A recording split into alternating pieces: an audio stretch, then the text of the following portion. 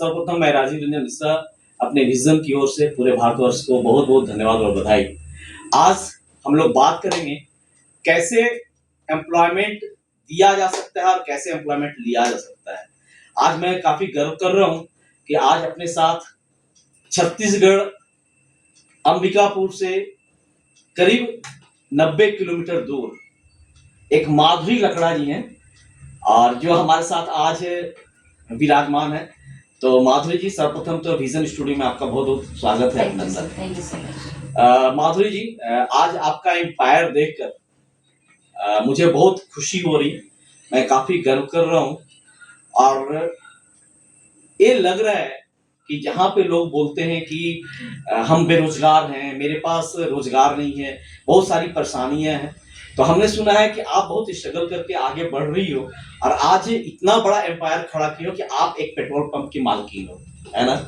तो सर्वप्रथम तो इतने बड़े एम्पायर और लोगों को प्रेरणा स्रोत देने के लिए बहुत बहुत धन्यवाद और बधाई। माधुरी जी, आप इस उपलब्धि को क्या देखती हो और कैसे देखती हो? सर, इस उपलब्धि को मैं एज अ स्ट्रगल टाइम देखती हूँ, क्योंकि आगे चल के मुझे और कई काम करने हैं, है ना। ऐसा और कई एम्पायर खड़ा करना है, तो फिलहाल तो मैं अपने इस टाइम को स्ट्रगल टाइम समझती हूँ। ऐसा क्या? जी जी। तो ये तो बहुत ही मतलब लोगों के लिए प्रेरणा स्रोत है कि इतने बड़े एम्पायर हैं। ये पेट्रोल पंप है, इनका पेट्रोल पंप संचालित करती है, पेट्रोल पंप की मालकिन है और अभी देखो पेट्रोल पंप संचालित करते हुए बोल रही है कि ये बहुत छोटा काम है मेरे लिए, है ना। और अभी आगे क्या करना है, क्या ड्रीम है इनका, हम इनसे जानना चाहेंगे कि आगे इनका क्या ड्रीम है और कैसे इसको इस सपना आया है इनको कि हमें पेट्रोल पंप संचालित करना है, पेट्रोल पंप चलाना है। माधुरी जी। जी, देखिए, सपना तो सर नहीं आया, क्योंकि मैं भी बाकी लोगों की तरह नौकरी की तैयारी कर रही थी, क्योंकि जैसे मेरा पढ़ाई पूरा हुआ तो मुझे लगा कि अब मुझे नौकरी करना है। तो नौकरी की तैयारी करते करते में ही ये एडवर्टाइजमेंट आया पेट्रोल पंप खोलने का। तो हुआ ये कि आवेदन करने के लिए घर पे कोई था नहीं कि किसके नाम पे आवेदन किया जाए। तो मैं उस टाइम पे बेरोजगार थी, तो घर वालों को लगा कि इनके नाम से आवेदन करना चाहिए, मेरे नाम से आवेदन करना चाहिए। तो सर शुरुआत यहीं से हुई। जब आवेदन भी किए तो ऐसा नहीं था कि हमें पेट्रोल पंप मिल ही जाएगा, हम खोल ही पाएंगे। और सर मैं बताना चाहूंगी कि ये जो पेट्रोल पंप है, जो बिजनेस है, वो फर्स्ट जनरेशन बिजनेस है। मतलब बिजनेस के बारे में नॉलेज इतना नहीं था, क्योंकि घर पे और कोई ऐसा बिजनेस था नहीं किसी का। तो बस वहीं से धीरे धीरे करते करते इधर उधर से नॉलेज लेते हुए काम को शुरुआत की और आज मैं यहाँ हूँ। पेट्रोल पंप खोले हुए मुझे 5 साल हो गया और बहुत जल्द मैं दूसरा पेट्रोल पंप भी खोलने वाली हूँ। जी, तो बस सर सपना यही है कि अपने साथ साथ और कई युवाओं को, लोगों को रोजगार दे पाऊँ। बस ऊपर वाले से ही दया है कि मैं उस लक्ष्य तक पहुंच पाऊं जहां मैं 1000 से लेके 10,000 तक के लोगों को रोजगार दे पाऊं। क्या बात है, बहुत सुंदर माधुरी जी। जैसा कि आप लोग देख पा रहे हो माधुरी जी का सोच क्या है और आप लोग को समझना चाहिए कि जहां पे लोग कंफर्ट जीवन आज के समय में जीना चाहते हैं, हमारे इंडिया के 99% लोग लेडीज लोग जो कंफर्ट लाइफ जीना चाहते हैं, दूसरे की बदौलत जीना चाहते हैं, वहीं पे आज सेल्फ डिपेंडेंट है। और self dependent first business attempt में ही इन्होंने पेट्रोल पंप का सपना देखा और आज 5 सालों में एक पेट्रोल पंप के जगह में दूसरा पेट्रोल पंप अभी जस्ट लॉन्च करने वाली है ना। तो उसके लिए तो बहुत बहुत बधाई, बहुत बहुत धन्यवाद, है ना। यहाँ पे अभी तत्काल में आपके कितने को रोजगार आप दे पा रही हो? लगभग सर 15 लोग, क्योंकि सर मेरे पास 2 टैंकर भी हैं जिसमें 4 स्टाफ हैं और फिर पंप में लगभग 10 से 12। ओके, नाइस जी। आगे का आपका क्या ड्रीम है? सर ड्रीम तो बहुत कुछ है ना। जैसे कि ये जो आप देख रहे हैं जहाँ पर हम हैं पेट्रोल पंप में, तो सर मैं बताना चाहूंगी कि ये मेरा नानी का गांव है। ओके। तो सर हमारे पास पुश्तैनी जमीन पूर्वजों के द्वारा जो मिला है वो काफी है।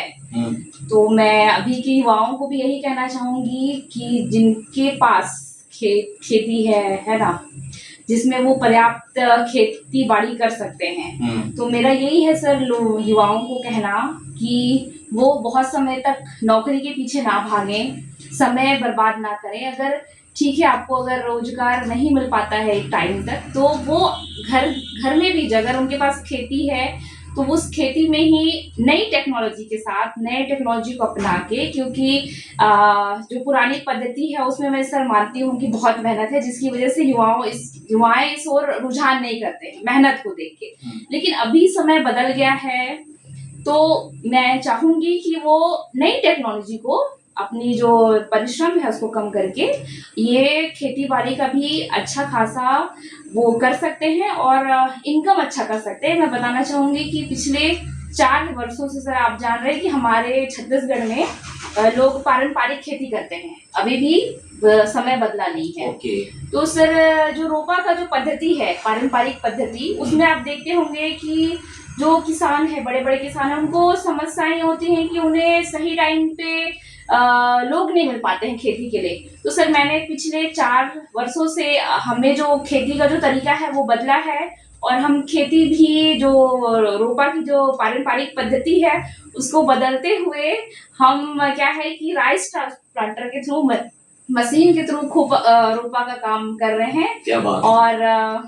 और लोगों को भी बता रहे हैं कि ये पद्धति काफी सरल है पारंपरिक पद्धति से। इसमें सर कॉस्ट भी बहुत कम है, जो हम लेबर को जो चार्ज देते हैं उससे खर्चा भी कम है और इनकम भी ज्यादा है, खेती भी अच्छी हो रही है। क्या बात है माधुरी जी, आप एक तरफ एडवांस टेक्नोलॉजी को अपना रही हो, दूसरी तरफ जो है सो एग्रीकल्चर को आपने बेस बनाया है। आप एग्रीकल्चर, और कहा जाता है कि हमारा अगर किसी भी व्यक्ति का अगर डेवलप करना है जीवन को, तो एग्रीकल्चर मस्ट है, विदाउट एग्रीकल्चर कुछ नहीं कर सकते। आप एडवांस टेक्नोलॉजी से एग्रीकल्चर भी कर रही हो, है ना, और एक तरफ पेट्रोल पंप भी चला रही हो, तो ये तो अपने आप में बहुत बड़ी उदाहरण है।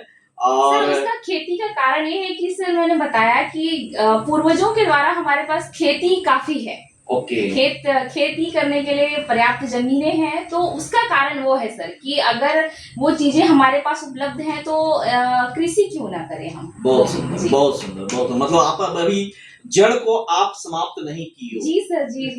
देखिए सर, मैंने पहले भी कहा कि बिजनेस तो हमारा फर्स्ट जनरेशन बिजनेस है, बट खेती तो हमारे पूर्वजों के द्वारा करते आ रहे हैं। हम खेती का काम पूर्वजों के द्वारा करते आ रहे हैं। क्या बात है माधुरी जी। आज के समय में लोग थोड़े से पैसे हो जाते हैं या कुछ आगे बढ़ना होता है, तो लोग अपनी परंपरागत जमीनों को सेल करके अच्छे जगह में मतलब ये शिफ्ट होना चाहते हैं, और वहीं पे आप मतलब कि ग्रामीण क्षेत्रों में पेट्रोल पंप चला रही हो और लोगों को एग्रीकल्चर बेस में आप अपना रुझान भी दे रही हो और लोगों को प्रेरणा भी बन रही हो। ये बहुत बड़ी बात है। माधुरी जी, आप तो हमारे विजन की सदस्य हो, है ना, और इतने बड़े एम्पायर होने के बावजूद, सारा कुछ होने के बावजूद भी आप हमारे विजन में परिवार के सदस्य बनने से आपको कैसा महसूस होता है? कैसा सर बहुत अच्छा, क्योंकि आपको जो विजन है वो है लोगों को अच्छा स्वास्थ्य देना, और अच्छा स्वास्थ्य देने के साथ साथ रोजगार देना, एक अलग से इनकम का आना। तो सर ये बहुत ही अच्छा है। आपका जो विजन है वो लोगों के लिए, जैसे कि अभी मैंने बताया कि आपके परिवार से माताजी भी जुड़ी हुई हैं, सर उनको पैसे की कमी नहीं है, क्योंकि वो खुद पेंशनर है, उनके लिए वो पेंशन पर्याप्त है। उनके जीवन यापन के लिए अब के समय में वो पैसे पर्याप्त है, लेकिन फिर भी वो समय दे रही हैं इस चीज के लिए, लोगों को बता रही हैं कि आप अपना स्वास्थ्य में कैसे सुधार कर सकते हैं। पहले तो उन्होंने अपना स्वास्थ्य सुधारा है ना।